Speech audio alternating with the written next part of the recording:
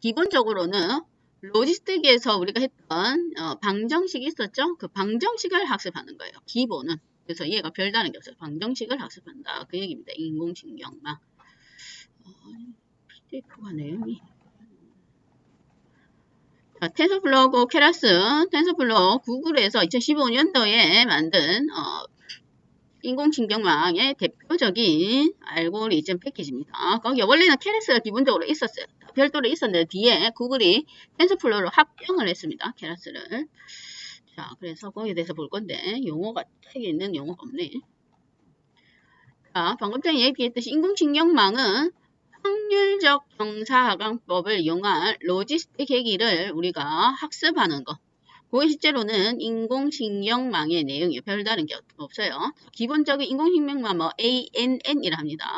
Artificial Neural Network. 얘가 왜 신경망이라고 했냐면 지금 현재 입력의 데이터가 있죠. 입력의 데이터가 지금 크기가 우리가 앞에 얘가 데이터의 형태가 어떻게 되어 있냐면 6만 개의 데이터인데 한둘 셋넷 6만 개. 그런데 이미지죠. 이미지가 기본적으로 흑백 이미지에서 지금 3차원입니다. 이미지의 가로 세로 픽셀이 28, 28이에요. 자, 그러면 이게 지금 3차원 배열인데 얘를 우리가 뭘로 바꿔야 되냐면 그 일반적으로 테라스에 지금 우리가 오늘부터 할 건 어디 여기 사이클런이 아니에요. 방금 전에 봤던 텐서플로우 안에 있는 케라스에 있는 알고리즘들을 이용할 건데 그 알고리즘들도 마찬가지로 데이터를 입력할 때 2차원 배열을 입력합니다. 그러면 얘가 3차원이니까 차원을 하나 줄여줘야 되겠죠. 그러면 얘가 차원을 줄여주면 뒤에 거를 합쳐버리면 뭐 784개가 돼요. 차원이. 그럼 6만 개의 데이터에 784개가 뭐가 되냐면 특성이 됩니다. 이제 특성이 784개로 늘어났어요. 특성이. 그렇죠? 특성.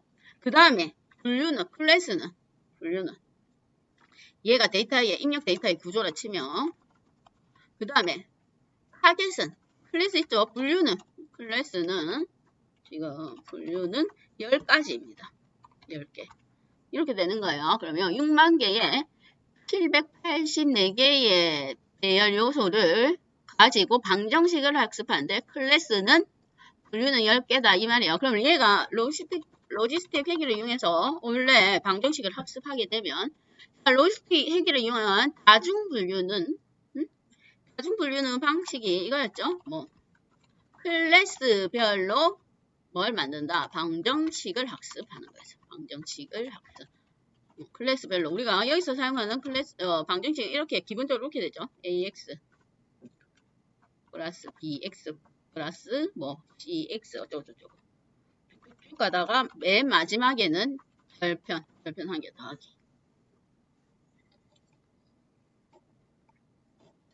그러면 원래 저번에 로지스틱 회계했을 때 데이터는 물고기였습니다. 물고기 데이터 분류 7개. 물고기 데이터 분류 7개에 대한 방정식이 입력 데이터가 특성이 몇 개였냐면 뭐 한 5개밖에 안 됐죠. 저기 어디 길이 무게. 그러면 원래대로 우리가 물고기를 계산해 보면 이렇게 계산을 하죠. 만약에 돔의 방정식은 이렇게 계산했죠. 돔의 방정식은 A가 기울기니까 기울기 개수니까 얘 모르니까 학습을 해야만 알 수가 있는 거니까 A 곱하기 길이 1번 플러스 B 곱하기 뭐 예를 들면 무게 이렇게 계산을 했죠. 무게 플러스 C 곱하기 뭐 예를 들어 대각선이라 치면 세 개만 있다고 치면 그렇죠. 대각선 이렇게 계산을 했습니다. 길이 1번 무게 1번 대각선 1번 대각선 해서 도매 방정식 한번 계산하고 그 다음에 뭐 빙어 방정식 계산하고 빙어 방정식 또 그걸 누름 똑같고 그렇게 해서 그때 분류가 7개였으니까 방정식이 7개 나왔죠. 그러면 거기에 들어가는 데이터가 그때는 특성이 5개인가 밖에 안 됐어요. 그러면 이걸 여기다가 대입해 보면 지금은 6만 개의 데이터인데 특성이 784개가 됩니다. 784개. 6만 개의 데이터. 그러면 6만 개의 데이터에 이제는 클래스 분류가 10개였죠. 클래스가 그림 이미지 종류가 10개였어요. 그러면 여기서 말하는 게 예를 들면 티셔츠, 그래서 뭐 바지, 원피스, 앵클부츠, 기타 이런 거 있었죠. 샌들.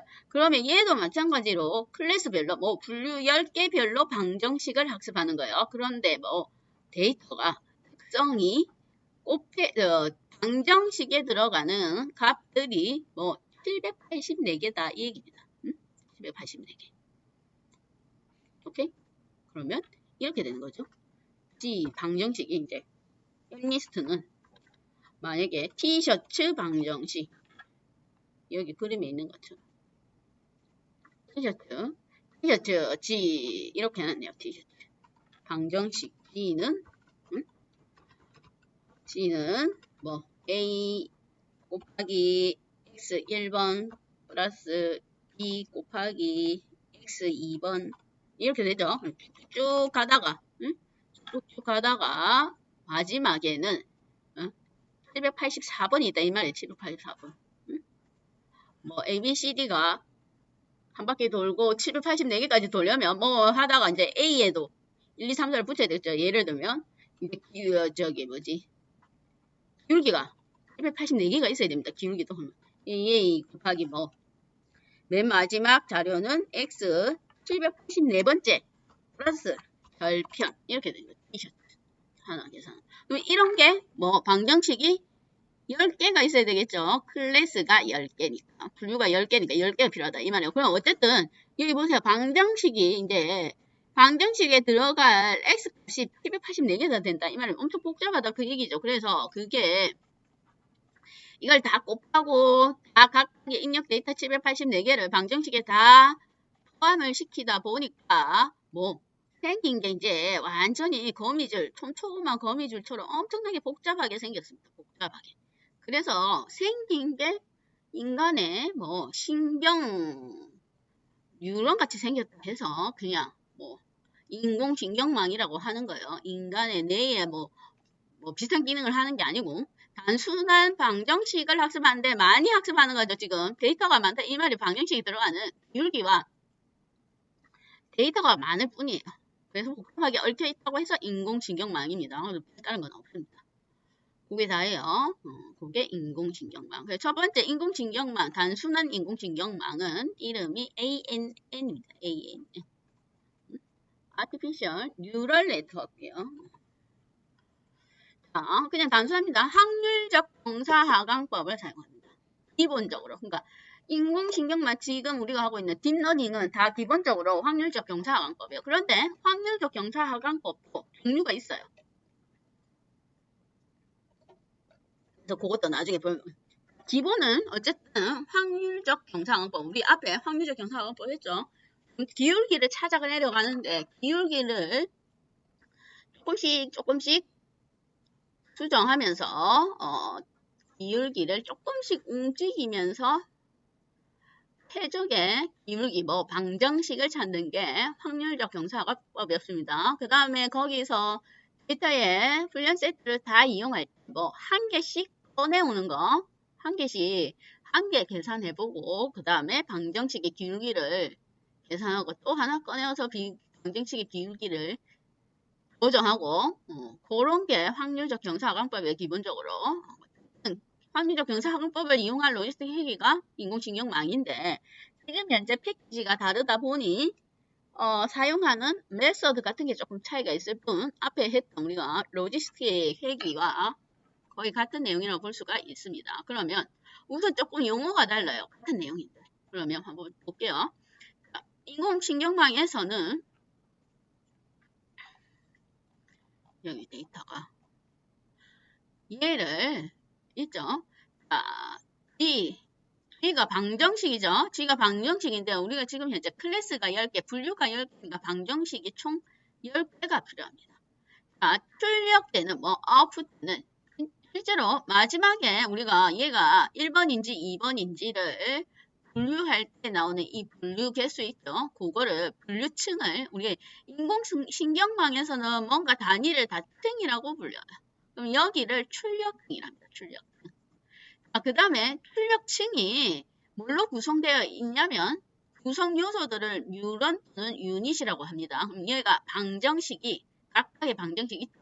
출력되는 각각의 방정식 하나 얘를 뉴런 또는 유닛이라고 해요. 유닛.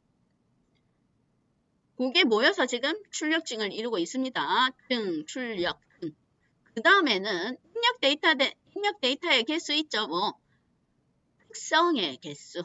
지금 현재 데이터 자체는 6만 개예요. 그런데 그게 뭐 3차원 배열인데 3차원 배열은 우리가 2차원 배열이 여러 개로 3차원 배열이라고 해요. 그러면 6만 개의 데이터의 개수는 6만 개인데 각 한 개의 이미지는 픽셀 단위가 28 곱하기 28 해서 뭐 총 768개입니다. 그러니까 특성이 768개라 이 말이에요. 그거를 특성이 있는 층을 입력층이라고 합니다. 입력. 얘는 출력층, 얘는 입력층. 그렇게 층으로 나누고 있습니다. 좀 이따가 보면 입력층과 출력층 사이에 또 층이 계속 있어요. 기본 인공식명망의 구조는 그렇게 구성이 돼요. 각각의 입력층에 있는 데이터들, 뭐 특성들이 각각의 클래스 개수에 따르는 방정식을 학습하는 겁니다. 그래서 그림이 이렇게 생겼어요. 그러면 학습을 하긴 하는데 어떤 식으로 학습을 하냐면 이제 뭐가 나눠져 있어요. 여기 그림이 보면 오른쪽 그림을 보면 얘가 x1부터 784개가 맞죠? 28 곱하기 28 하면 784개의 입력층이 있고 그 다음에 우리가 얘가 출력층이 10개입니다. 뭐 분류할 개수가 10개다 이 말이에요. 왜냐? 방정식이 분류 개수만큼 필요하니까. 그러면 계산하고 난 방정식이 10개예요. 자, 10개인데 우리가 앞에 로지스틱 회기에서 그게 있었죠? 함수가 있었습니다. 로지스틱 회기. 자, 로지스틱 회기에서 함수가 뭐가 있었냐면 우리가 로지스틱 회기가 분류를 시켜주는 알고리즘인데 첫 번째는 이진 분류 있죠. 두 개 중에 하나 분류가 있었고 그 다음에 다중 분류가 있었습니다. 거기에서 우리가 앞에서 뭘 했냐면 시그모이드 함수라는 걸 했어요. 앞에 확률적 경사하강법에 나온 함수랑은 다른 함수입니다. 확률적 경사하강법에 나온 함수랑 달라요. 그거는 뭐 확률적 경사하강법에서 나온 건 그 손실함수, 그렇죠? 손실함수입니다. 오차를 계산하는 함수.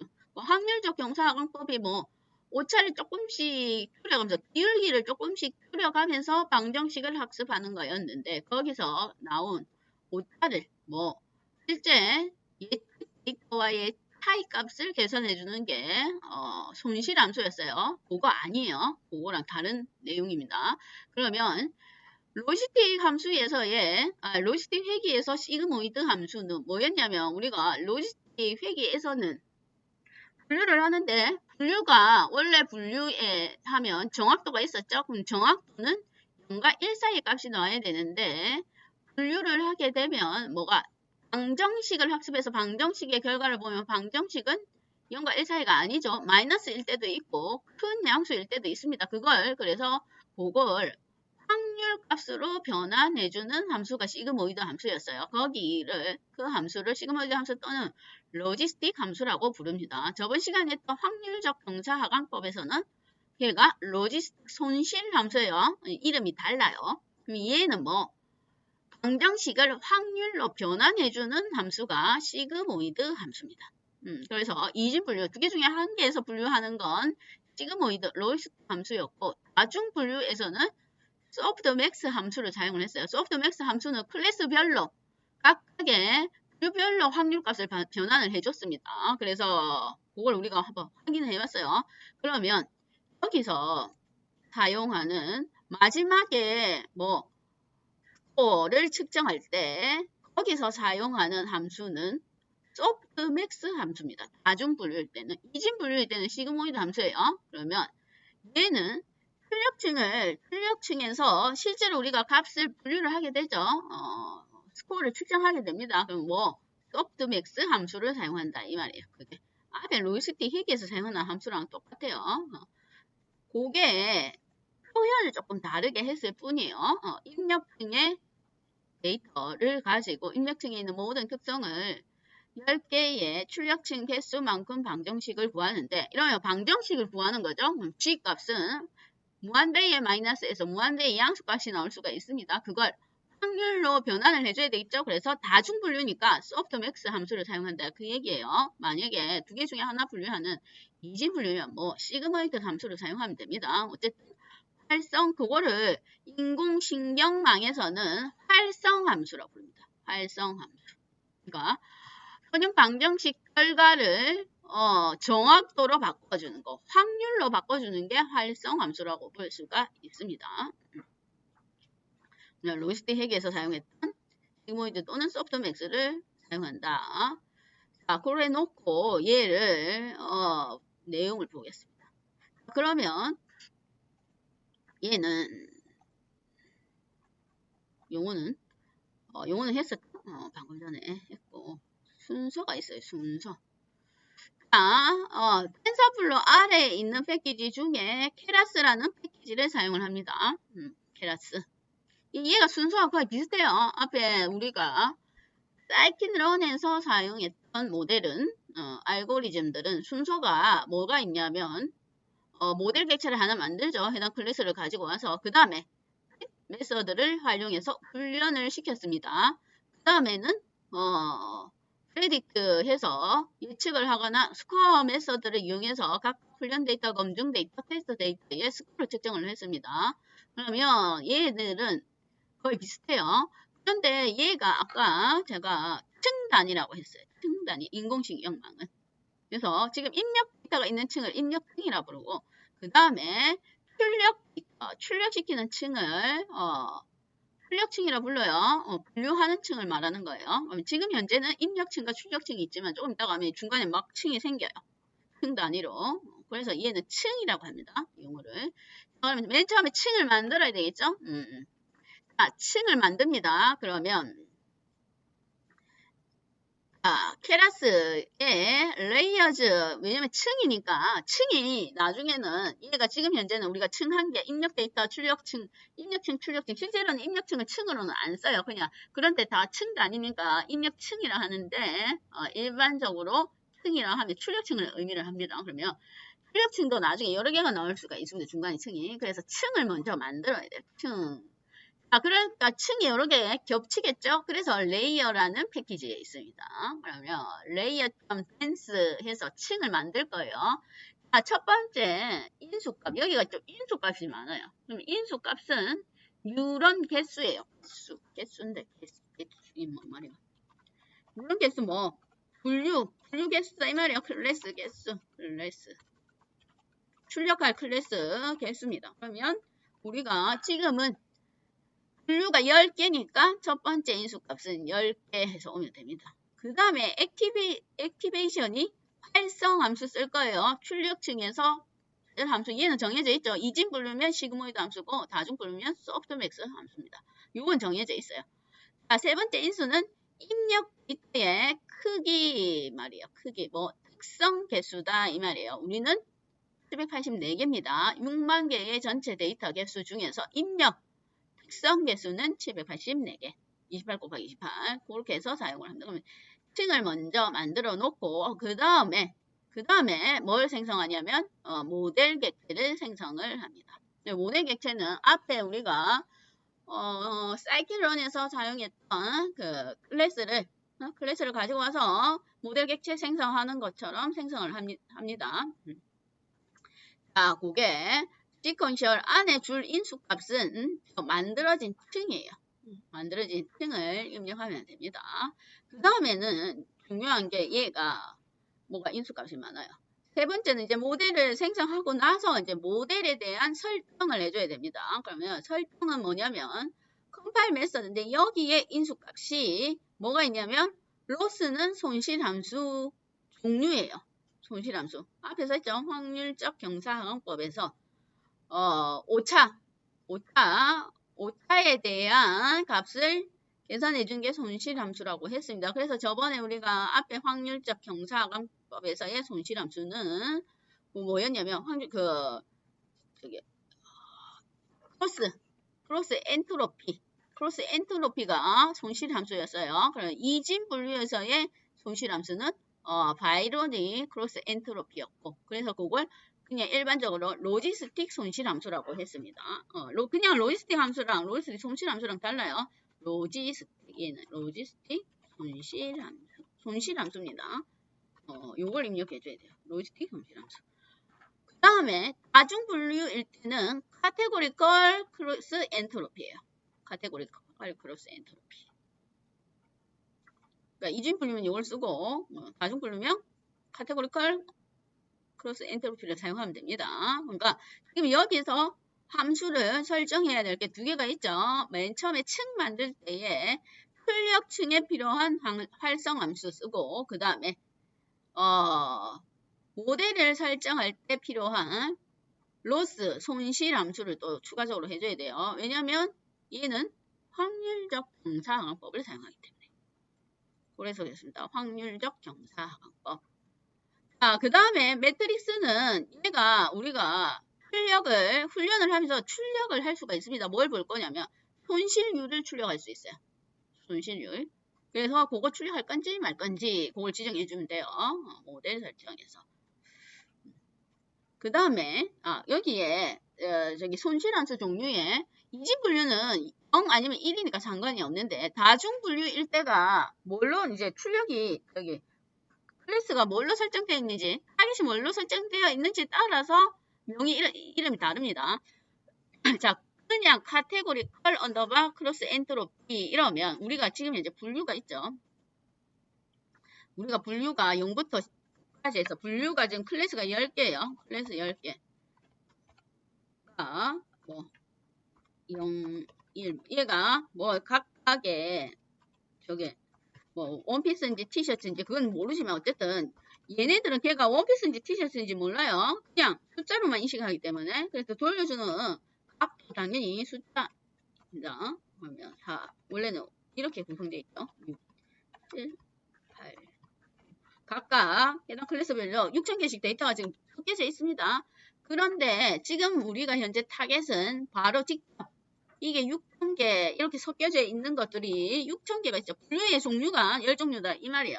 그런데 그냥 다중 분류에서 카테고리컬 언더바 크로스 엔트로피 이러면 얘가 클래스별로 0, 1을 세팅한 거예요. 그럼 뭐냐면 만약에 타겟이 0이에요. 응? 타겟이 0이에요. 그러면 타겟이 0일 경우 클래스가 0이다 이 말이에요. 클래스가 0일 경우 값은 원래는 0 이렇게 나와야 되는데, 카테고리컬 크로스 엔트로피는 어떻게 표시해 주냐면 해당 자릿수만 1로 표시해 주고 나머지는 0으로 세팅합니다. 나머지는 0으로. 만약에 클래스가 9다. 클래스가 9면 이때 무슨 부츠지? 무슨 부츠라 했는데 클래스가 9일 경우는 반대겠죠? 0으로 세팅하고 나머지 자리가 1로 돼 있어요. 그러니까 클래스별로 해당 자리에 있는 자리 숫자만 1로 세팅하고 나머지 아닌 건 0으로 세팅해요. 이렇게 데이터가 주어집니다. 타겟 자체가. 그럴 때 사용하는 게 카테고리컬 언더바 크로스 엔트로피입니다. 그래서 이렇게 표시하는 방법을 우리가 원핫 인코딩을 해요. 해당되는 자리에 값만 1로 세팅하고 나머지는 싹 0으로 주는 거예요. 이렇게 데이터가 주는 경우도 있습니다. 데이터 자체가. 그러면 다중분류이지만 실제로는 다중분류인데 이걸 이진 데이터로 이진 분류로 표시한 겁니다. 그래서 데이터를 줄 때 데이터가 어떻게 되는지 봐야 되겠죠? 그럼 타겟이 이렇게 돼 있으면 카테고리컬 언더바 크로스 엔트로피를 써야 되고, 우리는 지금 클래스가 그냥 0부터 9까지 숫자가 십진수 정수 숫자가 무작위로 나열이 되어 있습니다. 그러면 앞에 한 개 더 붙어야 돼요. 스파스 언더바 카테고리컬 크로스 엔트로피. 그냥 타겟에 입력되어 있는 값 그대로 분류를 하겠다 이 얘기예요. 얘가 조금 더 복잡합니다. 값 한 개당 지금 자리가 배열 10개가 배열 요소 10개나 필요하니까 얘가. 그런데 이렇게 데이터가 클래스가 이런 식으로 구성이 되어 있는 경우도 있어요. 그래서 그걸 보고 손실함수를 사용을 해야 되겠죠. 지금은 앞에서 우리가 로지스틱 회계에서 배운 손실함수는 요거니까 어쨌든 손실함수의 종류. 그 다음에 이제 모델을 뭔가 인수값을 줘서 설정하고 나면 이제 훈련을 시켜요. 이제 우리가 앞에서 사이클론에서 받은 거랑 똑같습니다. 이제 훈련시키는 방법은. 얘도 모델 핏에서 훈련을 시켜요. 여기서 들어가는 배열도 2차원 배열이 됩니다. 그런데, 자, 보면 트레인 데이터, 그 다음 타겟값 줘야 되죠. 얘는 지도학습이니까. 비지도 학습 아니에요. 그 다음에 F급 횟수. F급 횟수가 있습니다. F급 횟수. F급 앞에 했었죠? 훈련 데이터. 확률적 경사 하강법에서. 훈련 데이터를 훈련을 시키면서 우리가 기울기를 조정한다고 했습니다. 그럴 때에, 그 훈련 샘플 데이터를 구성하고 나서 기울기를 조정할 때에 한 개씩 가지고 오는 게 확률적 경사하강법이었고 여러 개 가지고 오는 게 미니 배치 경사하강법이었어요. 어쨌든 어떤 방식으로든 가지고 와서 훈련 세트를 한번 싹 다 돌려본 게 1F크로가 했습니다. 훈련 세트 한번 다 사용한 횟수. 그래서 얘는 기본적으로 F크 횟수가 필요해요. 그 다음에 말은 확률적 경사하강법이지만 얘가 데이터가 6만 개나 되죠. 6만 개의 데이터를 한 개씩 끄집어내서 F구를 많이 돌리려고 하면 속도가 너무 느립니다. 그래서 기본적으로 케라스에 있는 알고리즘은 미니 배치 경사 하강법을 사용합니다. 한 개씩 안 끄집어내겠다 이 말이에요. 데이터가 너무 많죠. 6만 개가 많습니다. 그래서 기본 디폴트 값은 32입니다. 저번에 미니 배치 경사 하강법은 2의 배수를 이용한다고 했어요. 기본 값은 배치 사이즈에 인수값이 있는데 32예요. 만약에 수정할 거면 배치 사이즈를 다른 값으로 입력을 하면 됩니다. 자, 그렇게 해서 훈련을 시키고 그 다음에 평가하는 거. 우리가 앞에 평가는 사이클런의 평가는 스코어 메서드가 있었습니다. 요거는 이밸류에이트 메서드예요. 평가. 그러면 똑같이 정확도가 출력이 됩니다. 그 다음에 샘플에 대한 예측도 앞에도 있었죠. 프레딕트. 그러면 여기도 프레딕트 메소드가 있어요. 그런데 각 클래스에 대한 확률을 반환을 해요. 그러니까 우리가 클래스가 10개니까 각 클래스별로 그 자릿수에 대해서 만약에 9가 답이면 여기는 0.111 하다가 여기가 한 0.9, 0.8 이러면 얘가 제일 높은 거다 이 말이죠. 확률이 얘가 제일 높습니다. 그러니까 결과값이 9일 거다 그 얘기예요. 그게 프레딕트. 순서가 을 만들고 그 다음 모델을 생성하고 그 다음 모델을 설정을 합니다. 여기서 중요한 건 손실함수죠. 어떤 손실함수를 사용할 것인가. 그 다음에 훈련할 때에 조정할 건 F급 횟수입니다. F급 횟수. 그 다음 나머지는 평가하고 예측하기예요. 그래서 거기에 대한 내용을 한번 볼게요.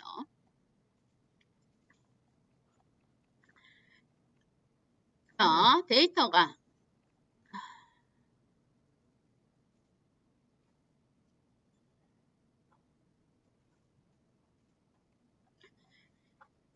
임포트 텐서플로우를 임포트하고 그 다음 텐서플로우 안에 있는 케라스를 임포트 해야 됩니다. 텐서플로우 안에 있는 케라스. 그 다음에 우리가 웹플로우 라이브러리는 안 써도 그냥 임포트 작성할 거고 넘파이도 임포트 할 거예요. 그 다음에 저번 주에도 봤듯이 패션 데이터는 케라스에서 제공하는 걸로 자동으로 불러올 수가 있어요. 그럼 불러올 때 자동으로 분류를 시켜줍니다. 트레인 인풋 그 다음 테스트 데이터. 그럼 여기는 이거는 지금 훈련 데이터와 지금 테스트 데이터를 나눈 거예요. 훈련 데이터와 테스트 데이터 분리를 시켰어요. 요걸 분리를 시키고 그러면 비율대로 분리가 됩니다. 그래 놓고 뭐가 필요하냐면 얘가 지금 우리가 각 픽셀 자리에 들어갈 숫자의 범위가 0부터 255라고 했죠. 그러면 숫자가 너무 크다 이 말이에요. 확률적 경사가법을 쓰는데 기울기를 조금씩 조정할 건데 단위가 너무 크면 안 되니까 스케일을 똑같이 나눕니다. 255.0으로. 그러면 소점 자릿수로 변하겠죠. 그걸 다시 이건 핀 메서드에 들어갈게. 훈련 데이터의 형태가 배열 형태가 2차원 배열이어야 되니까 배열 형태 배열 차원을 변경해줘야죠. 변환. 원래 3차원 배열이니까 마이너스 1하고 28 곱하기 28 하면 얘는 384개가 되고 앞에 차원은 6만 개 그대로 있습니다. 그럼 이렇게 변환하고자 하면 뭐가 나오냐면 쉐이프를 찍어보면 뭐 6, 1, 2, 3, 4 이렇게 된다 이 말이에요. 784개. 이렇게 차원이 변경이 된다 이 말이에요. 앞에 차원 훈련 데이터 개수는 그대로 두고 뒤에 차원은 1차별로 좀 느린다 그 얘기입니다. 평평하게 느려야 되겠죠. 왜냐 데이터를 이렇게 줘야 되니까. 이렇게 784개 28 곱하기 28을 이렇게 원래 28 곱하기 28을 뭘로 변환을 한 거예요. 그걸 784개의 입력 데이터를 한 차원 배열로 딱 늘려야 되니까 그렇게 준 겁니다. 있죠? 자, 그게 그 내용이에요. 그 다음에 마찬가지로 테스트도 스케일에서 스케일 조정이 필요합니다. 테스트 데이터는 나중에 진짜로 예측할 때 사용할 거. 자, 그 다음에는 여기에 보면 책에 보면 훈련 세트를 다시 평가 세트로 나누기로 했습니다. 저번에 우리가 뭐 했죠? 검증 세트로 나누기를 한번 했습니다. 검증 세트로 나누기. 크로스 밸리데이터 여기. 그런데 검증 세트로 나누면 기본 5폴더인데 지금 68,000개를 6만 개를 지금 테스트 스케일 테스트가 6만 개면 80% 보통 기본적으로 80% 20%씩 나누니까 이거 훈련 데이터의 개수가 아마 48,000개일 거예요. 그러면 48,000개를 5폴드로 검증을 나누면 지금 현재 얘가 몇 번을 돌려야 되냐면 48,000개 데이터가 훈련 데이터가 트레이닝이 48,000개에 크로스 밸리데이터까지 해버리고 그 다음 뭐가 있냐면 에포크가 있습니다. 여기 거기에 에포크에 미니배치 경상화법을 사용합니다. 그러면 속도가 너무 느려요. 응? 속도가 너무 느려서 안 돼요. 지금 현재 6만 개도 어느 정도 저기 속도가 걸리는데 뒤에 가보면 데이터가 6만 개가 또 넘습니다. 몇십만 개 이러다 보면 이것만 지금 돌려도 시간이 걸리는데 검증까지 5폴드로 하려면 너무 많이 걸리기 때문에 얘를 그냥 나누기로 했어요. 훈련 세트를 스코어 측정하는 거랑 데이터를 나누기로 했습니다. 왜냐면 굳이 얘는 데이터가 많고 잘 섞여져 있어요. 이미 이 데이터 자체가 무작위로 잘 섞여져 있습니다. 그래서 검증 안 해도 된다 이 말이에요. 워낙 원래의 데이터가 많기 때문에. 응? 앞에 우리가 그 검증 세트 나눈 거는 데이터 자체가 훈련 세트가 작으니까 그걸 한 부분을 검증으로 해서 데이터가 작으니까 가지고 있는 걸 자꾸 이렇게 저렇게 섞어서 훈련을 시킨 거고 지금은 데이터가 충분하니까 저기 랜덤하게 잘 섞여져 있습니다. 그래서 굳이 그 크로스 밸리데이터 안 해도 된다 이 말이에요. 그 대신에 그 스코어 측정용으로 나누겠다 이 말이에요. 그래서 그걸 다시 사이클런에 있는 테스트 스플릿로 나누겠습니다. 그건 20%로. 그러면 뭐가 트레인 스케일드가 랑 밸류 스케일드에서 얘는 평가 세트 나누기. 평가 세트는 뭐 스코어 측정용이다 이 말이에요. 정확도 측정용. 정확도 측정 용도를 따로 빼겠다 이 말이에요. 측정 용도. 그걸 다시 빼서 하겠다 그 얘기예요.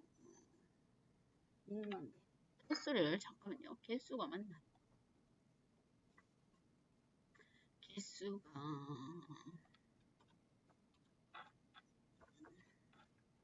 개수를 정확하게 알아야 될 것 같아요.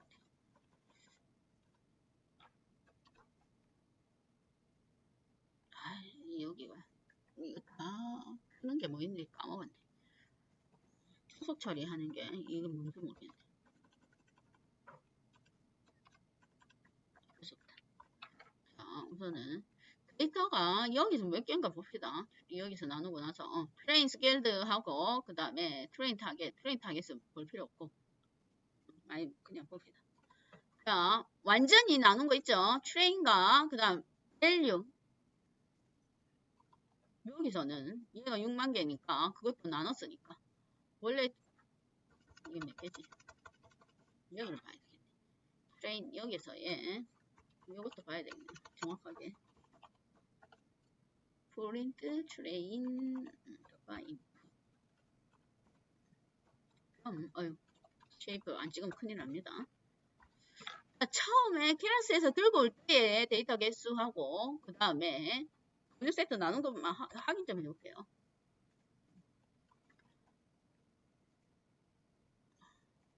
몇 개나 되는데 얘가 뭐가 출력이 돼? 엉뚱하게 돼. 얘가 아닌데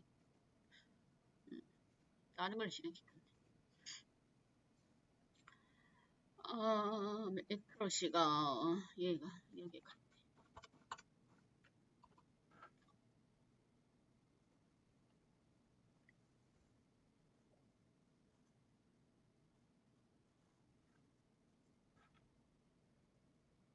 아이고 뭐가 또 아이고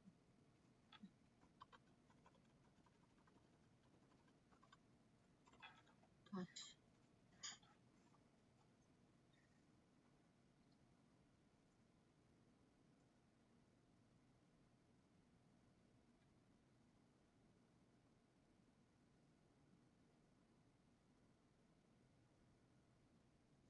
자, 찍어보니까, 처음에 이 데이터가 6만 개가 맞네요. 요거 주는 거.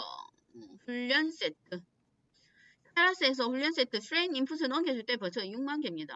그러면 저기서 테스트 데이터가 몇 개란 말이지? 6만 개에.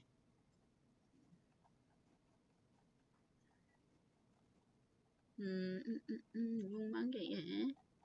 만 개인가? 아, 테스트가 만 개네요. 6만 개, 만 개. 따로 별도로, 트레인이 벌써 6만 개.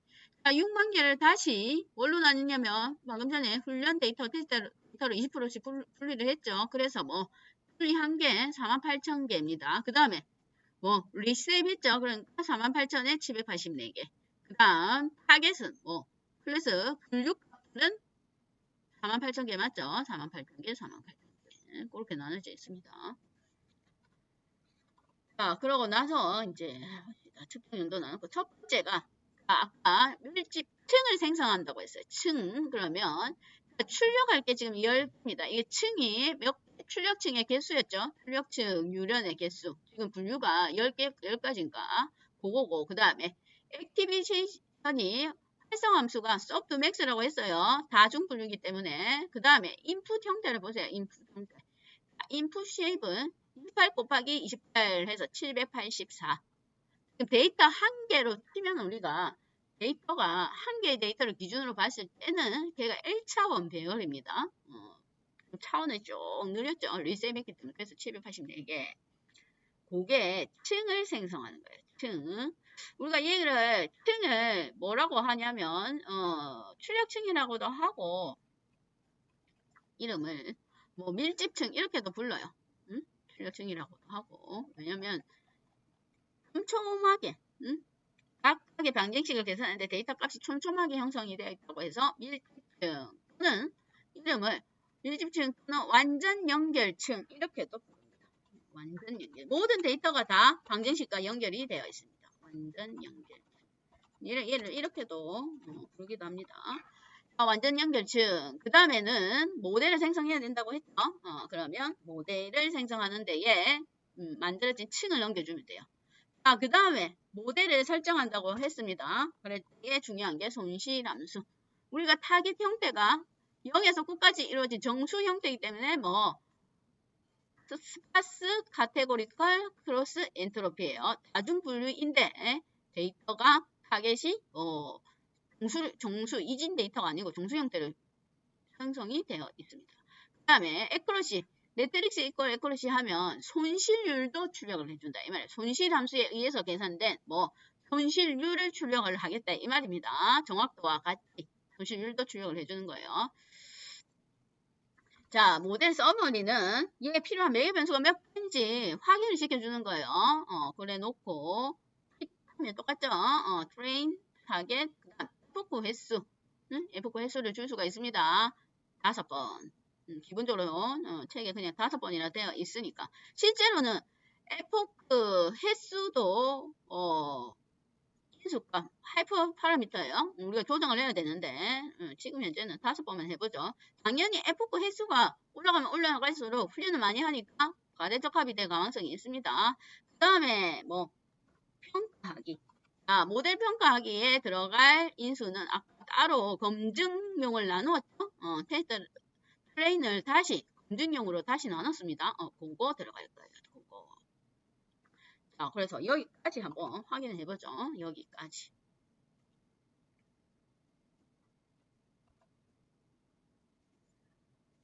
그래서 결과값을 한번 보겠습니다. 자, 여기까지 해놓고 다시 한번 돌려볼게요.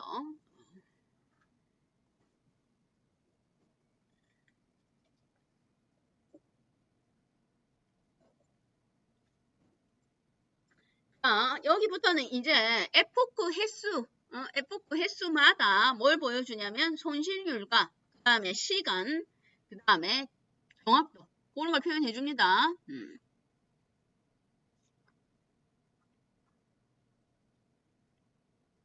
그래서 지금 에포크마다 실행되는 게 보입니다. 자, 1 에포크 볼까요? 다 하고 합시다.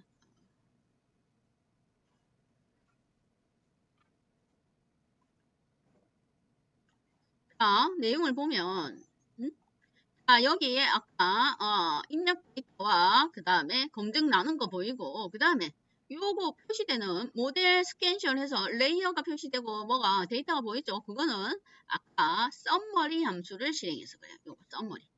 그게 매개 변수 몇 개 필요한지를 보여주는 겁니다. 그럼 첫 번째 댄스 등. 첫 번째 댄스 등의 아웃풋은 뭐냐면 아웃풋 쉐이프의 형태가 출력층이 10개다 이 말이에요. 출력층이 10개. 첫 번째 넌 들어간 건 도대체 입력 데이터가 몇 개인지가 중요한데 여기는 원래 입력 데이터의 개수인데 우리가 여기서는 입력 데이터의 개수를 입력하진 않았어요. 그건 필요 없는 내용이에요. 자, 출력층이 10개고 파라미터는 7850입니다. 왜 파라미터가 7850이냐면 우리가 입력 데이터가 있죠. 입력 데이터가 784개고 그렇죠. 입력 데이터가 784개 곱하기 나올 게 필요한 파라미터가 뭐 방정식이 10개죠. 그러면 7840에 각각의 방정식마다 절편 10개가 있었어요. 더해지는 절편. 그러면 7850. 그래서 필요한 매개 변수가 7850. 이렇게 나온다 이 말이에요. 필요한 게 784. 출력 방정식의 개수가 10개니까 각각 이 784개가 방정식 10개 다 곱해지죠. 그거랑 플러스 10개 해가지고 파라미터가 총 7850개가 나옵니다. 7840 플러스 10 해가지고 그래서 토탈 파라미터 개수. 그 다음에 에포크마다 뭐가 출력이 되죠? 어쩌고 출력이 됩니다. 조금 쉬고 보겠습니다. 결과를 봅시다. 자, 얘는 에포크별로 뭐가 나오냐면 시간하고 그 다음에 손실률 그 다음에 정확도가 나와요. 정확도. 그게 나옵니다. 그래서 그걸 확인할 수 있습니다. 에포크가 5번이었죠. 아까 인수값에 에포크가 5번인데 데이터의 개수는 1호 에포크당 뭐 1500개 48,000개니까 훈련 데이터가 아까 48,000개니까 그걸 5로 나누면 1500개 맞나? 48,000 뭐 맞겠지 뭐. 48,000개 데이터 48,000개를 5로 아니다. 쏘리 5로 나눈 게 아니에요. 얘가 픽할 때에 훈련을 시키는데 기본 미니 배치 경사하강법이라 했습니다. 미니 배치 경사하강법 뭐 5개씩 32개씩 기본이 32개씩 가지고 오는 게 미니 배치 경사하강법이에요. 에포크 훈련할 때 그러면 48,000개를 32개로 나눠야 되겠죠. 그래야 1,500개가 되나? 48,000개 48,000 나누기 32개 그러니까 1,500개 맞네요. 1,500 에포크가 32개씩 꺼내오니까 1,500분 시킨다 이 말이에요. 훈련을. 그래서 5 에포크. 자, 보면 처음에 에포크를 돌릴 때는 로스가 높죠. 그 다음에 보세요. 손실률하고 저기 에크로시가 플러스 해갖고 1이 안 됩니다. 얘가 손실률하고 에크로시가 지금 다른 거예요. 각각이에요. 각각. 어쨌든 처음에 돌리면 당연히 에크로시 정확도도 낮고 한 번 돌렸는데 알 수가 없죠. 손실률도 높습니다. 그러다가 이제 계속 에포크를 추가할 때마다 손실률은 줄어들고 에크로시는 증가를 하고 있습니다. 그렇죠? 그 다음에 맨 마지막 375는 요거 있죠? 제가 검증용으로 특정용으로 아까 48,000개니까 12,000개 빼놓은 거예요. 그걸 돌린 겁니다. 그거 이벨루에이트 요거 돌린 거 요거 평가용 돌린 거예요. 그래서 얘는 평가가 아무래도 훈련 데이터의 개수가 많고 평가 데이터는 작으니까 당연히 평가 데이터에 평가용 검증용의 에크로시가 낮을 수밖에 없어요. 이거보다 얘가 낮습니다. 그렇게 해서 우리가 확인을 해볼 수가 있어요. 거의 앞에 했던 경사항법, 확률적 로지스틱 함수를 이용하여 확률적 경사항법 비슷한 용도인데 얘네들이 뭐가 함수도 지정해줘야 되고 층을 만들어야 되고 그 다음에 함수를 지정해줘야 됩니다. 그게 조금 추가되어 있는 내용일 뿐 나머지 핏하고 이벨리트 평가하고는 비슷하죠. 그 다음에 그러면 얘가 평가용으로 이벨리에이트 했고 그 다음 실제로는 이제 우리가 진짜 예측을 한번 해봐야 되겠죠. 그거는 뭐 테스트 데이터를 이용한다 이 말이에요. 그래서 테스트 타겟을 먼저 찍어봐야 되겠다. 5개 한번 찍어보겠습니다. 100하고 105 사이에 있는 거 5개. 그걸 그러면 확률로 변환을 해줘야 되겠죠. 걔를 그게 뭐냐면 예측을 하면 얘가 정답값이에요. 테스트 스킬드가 지금 우리가 테스트 해볼 거 예측해볼 데이터입니다. 스케일이 조정된 거 그대로 쓸 겁니다. 그러면 얘가 이 데이터가 뭘로 반환이 되냐면 결과값이 각 클래스에 대한 확률을 반환하는 거예요. 확률값이 10개가 있다 이 말이에요. 그게 높은 거 찾아야 되겠죠? 그리고 우리가 저기 넘파이 배열에 저기 소수자 지수가 많으니까 헷갈려요. 그래서 우선 얘를 봅시다. 얘 생긴 거 꼴이 어떻게 생겼는지. 꼴을 한번 먼저 볼게요. 얘를 출력을 해보면 또 다시 에크로시 5번 돌려니까 조금 시간이 걸리네.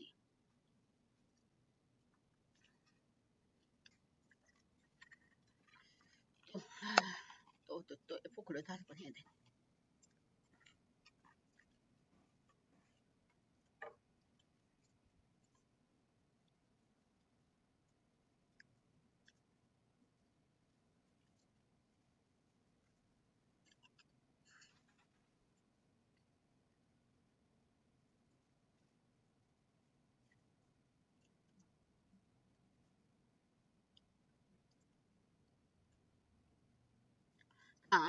그러면 예측할 거에 원래 클래스 값은 3672입니다. 3672.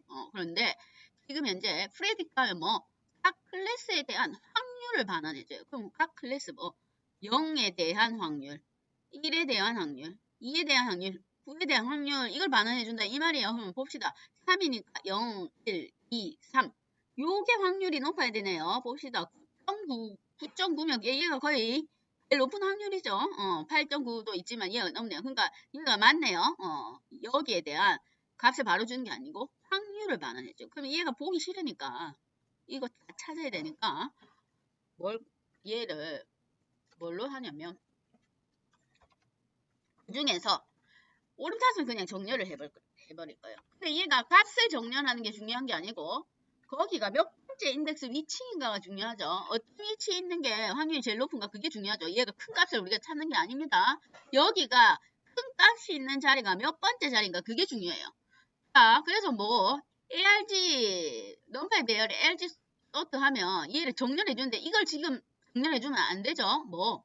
얘를 정렬해 주면 안 돼요. 얘가 몇 번째 자릿수인지를 우리가 여기 인덱스가 중요합니다. 그래서 정렬을 하긴 하는데 얘가 오름차순 정렬하는데 그 해당 값에 대한 인덱스로 정렬을 해줍니다. 인덱스로 반환한다 이 말이에요. 그러면 여기가 제일 요게 몇 번째 있는지 인덱스를 반환해준다 이 말이에요. 여기 정렬을 시킬 때에. 그래서 그걸 보겠습니다. 소팅을 해가지고. 그러면 얘가 제일 크니까 얘가 제일 뒤로 가겠죠. 이 값이. 제일 뒤로 가는데 여기에 대한 인덱스가 뒤로 간다. 그 얘기예요. 인덱스의 위치를 정렬해 주는 거예요. 정렬해서 오름차순 얘가 우리가 이 데이터를 가지고 오는 게 아니죠. 오름차순 정렬해서 인덱스를 반환합니다. 이게 중요하죠. 인덱스 얘가 몇 번째 위치하는지 그걸 알아야 되니까. 또 돌려야 되겠네. 또 돌려봅시다. 지금 현재는 뭐 시간이 얼마 안 걸리니까. 여기 뒤에 가면 한 10분 걸리는데 그때는 자꾸 돌릴 수가 없어요. 한 번만 돌리고 말아야 돼. 지금은 뭐 크게 뭐 한 몇 초 걸리나? 한 10초 걸리나?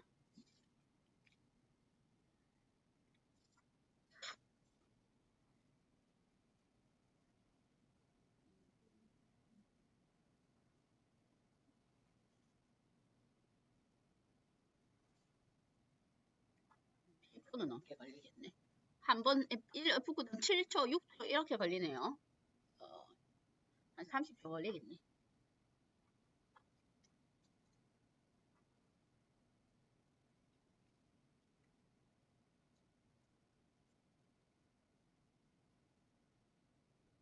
자, 보세요. 각각의 값을, 얘가 제일 낮은 곳의 인덱스예요. 그럼 뒤에 게 맨 높은 곳의 인덱스죠? 그러니까 맨 높은 곳의 인덱스가 아까 9.5인데 걔가 세 번째 인덱스입니다. 그러니까 이거 맞고. 그 다음에는 6인데 4네요. 얘는 틀렸네요. 6인데 4인데 요 두 개가 이제 순서가 바뀌어 있네요. 그냥 얼마 차이 안 나나 봅니다. 그 다음에 7, 2, 7.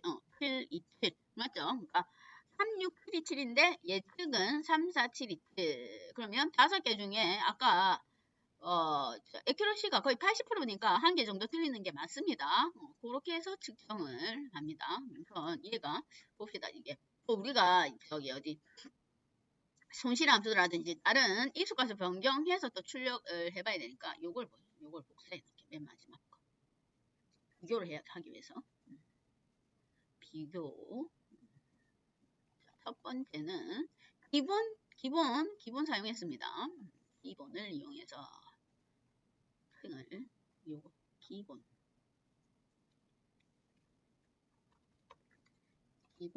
인공신경망으로 학습하실 때 이렇게 있네요. 액큐러시가 850, 그 다음에 검증에 84 정도 됩니다. 이렇게 해놓고 그 다음에 봅시다. 자, 그게 기본 인공신경망이에요. 거기에 PDF에 보면 우리가 사이클론 사용할 때랑 키라스 모델 사용할 때랑 거기 비교를 해놨습니다. 손실함수 우리가 확률적 경상함수에서 손실함수 필요했죠. 그 로스 똑같아요. 스파스 카테고리 클런더바 엔트로피 크로스 엔트로피. 그러니까 용어가 다를 뿐 내용 똑같습니다. 여기도 반복 횟수 F9 있죠. 그거는 여기서는 F9는 F9 값이에요.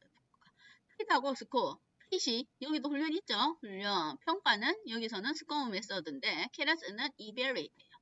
이벨레이트 거기에 추가되는 게 생성하는 부분하고 그 다음에 모델에 대한 어떤 설정하는 부분 그게 추가가 되어 있습니다. 그걸 비교를 보시면 됩니다.